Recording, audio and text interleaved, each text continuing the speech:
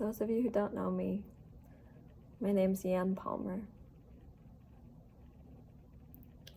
Wherever you're at, however you got here to be listening to this, I want to start by saying thank you so much for giving me some of your precious time.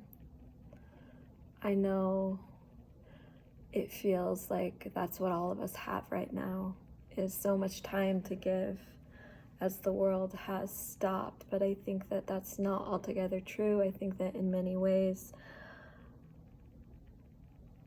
we are experiencing time in a different way, and our time is quite taken up by the immensity and the emotional intensity and the efforts and squabbling to ground ourselves that we're making right now. So if you're here and you're listening, thank you.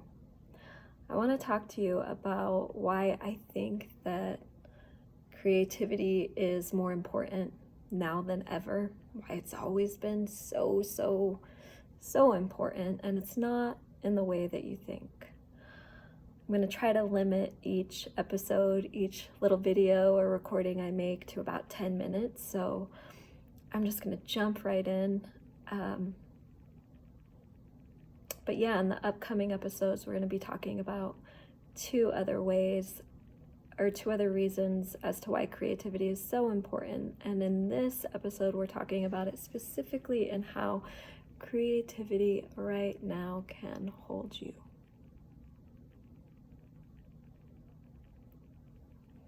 I want to tell you about the most creative person that I know, and that's my mom. My mom, with my dad, raised 10 kids. And in a family of 10 kids, yes, I grew up as one of the 10, something is always falling apart. Something is always going wrong. Something is always in crisis. In fact, when COVID first started, I got on the phone with my sister and we kind of had this talk like, what is up? Why do we feel so strangely, bizarrely calm right now? And we remembered, oh, that's because we grew up in this high state of all systems go, things are falling apart and breaking down right now. Everybody keep your shit together and figure things out. And so modes of chaos and crisis in a way are sort of second nature. But for my mom, she was the leader during the times of crisis. She was the head of the chaos, and she always had this ability, no matter what was happening, how many kids she had to pick up and take to basketball practice, or pick up from junior high, or pick up and go to piano lessons, how many times we didn't have enough money and didn't have jackets that fit quite right, and how many coats I wore that didn't cover my long arms and my wrists all the way. My mom was the most creative person I know, because she always found a way to make everything work, to, in the most intense moment of chaos and crisis, my mom, through sheer will, through belief and joy and just this gritty determination,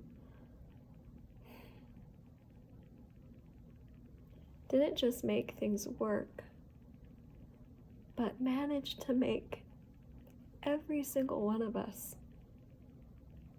feel seen, feel loved, feel cared for in the deepest way. We all felt incredibly special, like we were somehow her favorite. I think that through the course of the series that I'm making and the podcast that I'm making, we're going to come up with endless definitions of creativity. And that's going to be absolutely perfect, because creativity loves diversity. Creativity loves the unknown. Creativity has no limits. Creativity sees the proposed limitation, the restriction, and creativity thinks to itself, himself, herself, themself, thinks to itself, I will find a way to bring whatever is happening here into wholeness, into ease, into love, into working, not in the way we thought, not in the way we expected or could have predicted, but we are going to adapt. And that would have been my mom's definition of creativity, the ability to, in the very most heightened moment, adapt in real time in a way that allowed everything to flow and to be beautiful and connected again. Or a really easy, short way of saying that is just like Tim Gunn. My mom knew how to make it work, no matter what. Right now, we are in a very Charles Dickens best of times, worst of times moment. And we are staring down the barrel of the unknown in a way that is more real to us than it has ever been. And the collective loss, the collective grief, the revealing of all these parts of humanity that are rising to the surface, the sick parts, the broken parts, the beautiful parts, the connected parts. It's all right in front of us, and at a velocity and a rate that we don't know how to digest it or what to do with it. Gregory Orr, who is a poet that I love, writes and speaks brilliantly about trauma. And I don't know if this is an exaggeration. I am not a trauma expert, but he says that what happens during a trauma, basically the way life was going is that it was operating according to a certain set of rules that everybody understood. If life were a game of chess, we all know where the pieces go, we know the rules of the game.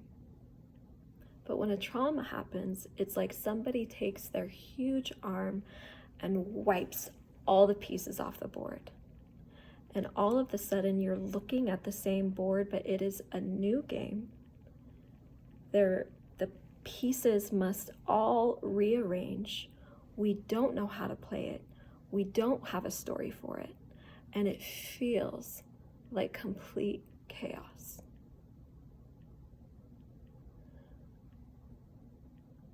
Right now, worldwide, with a pandemic, we're looking at a completely different game.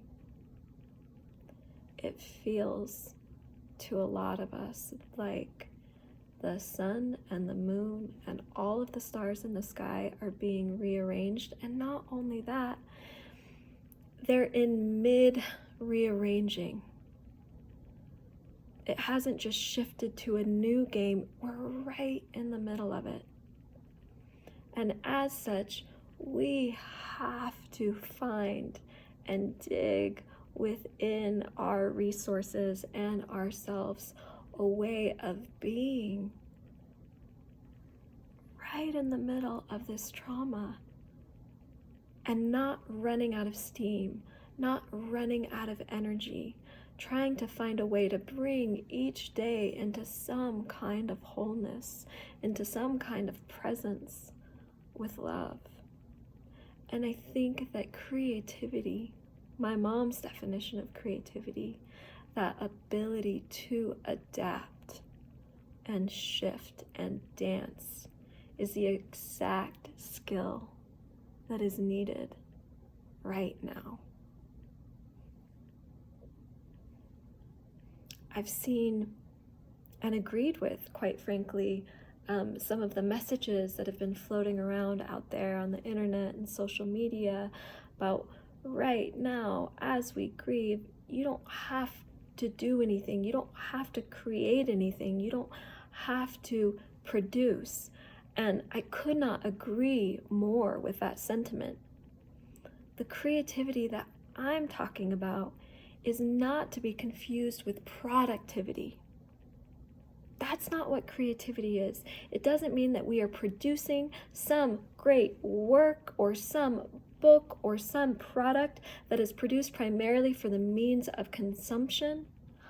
I'm talking about creativity as a way of being, as a way of existing with what is, no matter what that is, and knowing that you are going to be able to realign and adjust your rhythm in a way that the circumstances within and in front and around you do not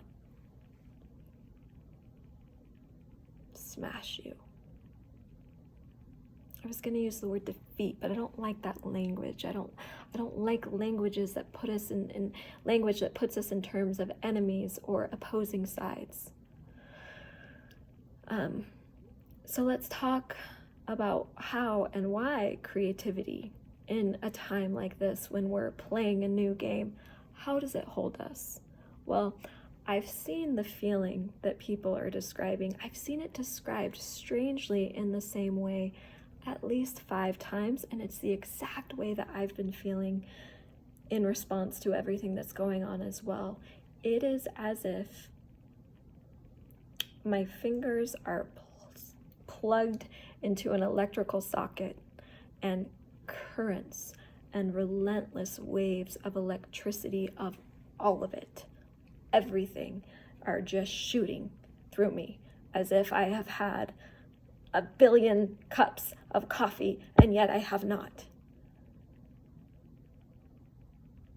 And it's because never in our personal history and lifetime have everything that we're seeing, the sickness, the fear, the connection, the injustice, the finger pointing, the fear mongering, the courage, the impulse to help, to support, the aliveness that we feel in the very moment when we are confronted with our death.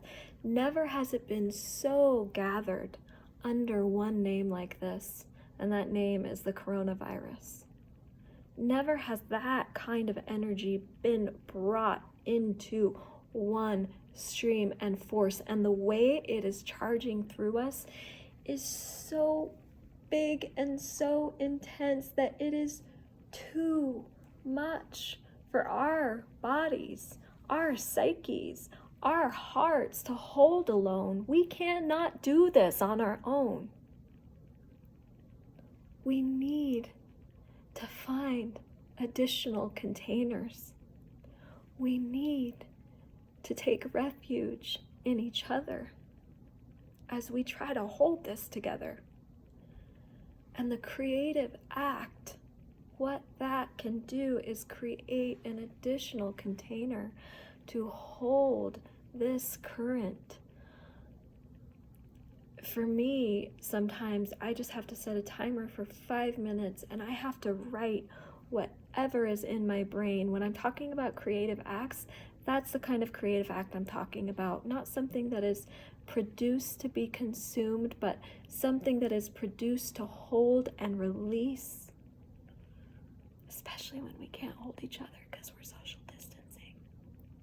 And so I write and I let these words just pour out, and I let the paper or the screen in front of me receive those words, and it is as if some of the poison, and it's not all poison, sometimes it's beauty and it's joy and it's hope, but to let the bigness of that energy out into something besides myself.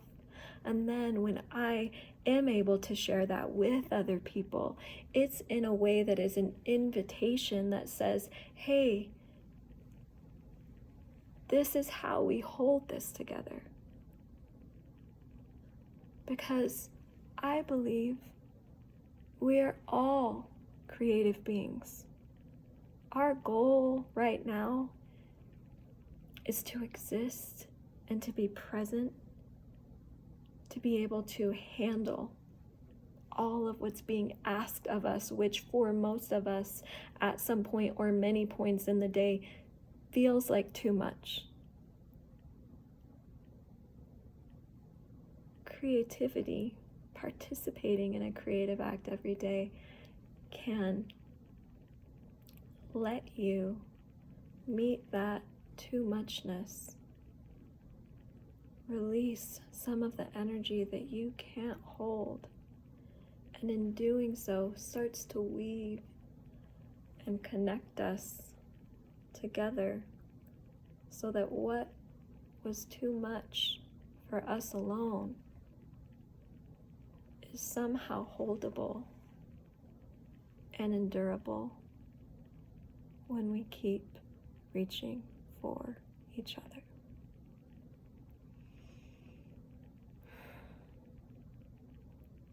I think that's it. Come back next time and we're going to talk about how creativity or the creative act helps us to return to our humanity.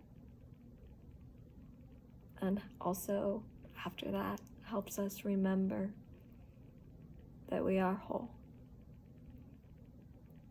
Oh, that's right, I was going to end with a challenge. My challenge for you would be to commit to a creative act per day.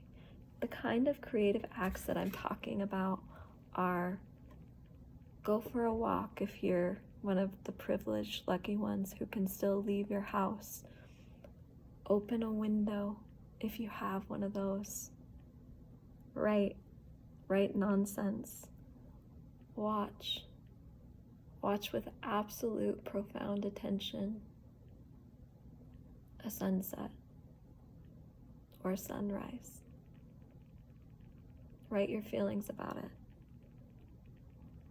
And the trick is, if you do this every day, you have to bring to it curiosity, not expectation,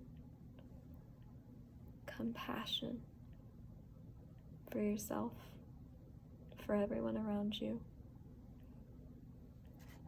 and to the best of your ability, your full presence and attention. And when you do that, because we are innately creative beings, you will start to feel that call to make a creative container. And you'll have more fortification and more power to listen. Now I'm done. Sending you so much solidarity. Oh, I shouldn't touch my microphone. I wanted to come on here and make jokes, but I don't think that's the time that we're in, at least not for me today. But I believe in us, and I'm cheering for us.